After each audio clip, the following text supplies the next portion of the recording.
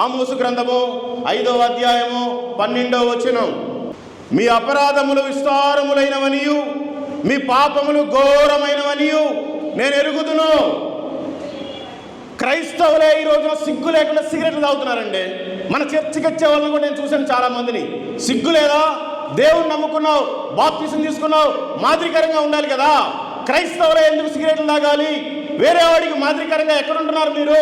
క్రైస్తవులే గుట్కాలు నవ్వుతున్నారు, క్రైస్తవులే మందు తాగుతున్నారు. ఎందుకు చేస్తున్నారు?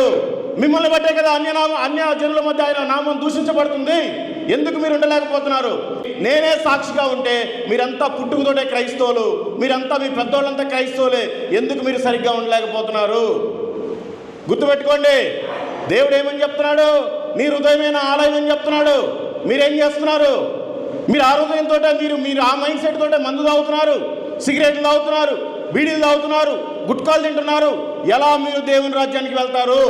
మన చర్చి దగ్గరికి వచ్చి ఎవరైనా ఆర్ఎస్ఎస్ కూడా బీజేపీ కూడా వచ్చి ఆ బయట బోర్డు బీకేస్తాం, ఆ గోడ పగలు కొట్టేస్తాం, రోడ్డుకి అడ్డం వచ్చిందంటే మొన్న ఎంత బాధపడ్డాం. వేరే ఎవరు వచ్చి గొడవ పెడితే నిజంగా వారి మీద ఫైట్ చేస్తాం. అలాంటిది దేవుడు మన హృదయంలోనే ఉన్నాడు. ఆయన గుడిని నువ్వు ఎన్నిసార్లు పాడు చేస్తున్నావు?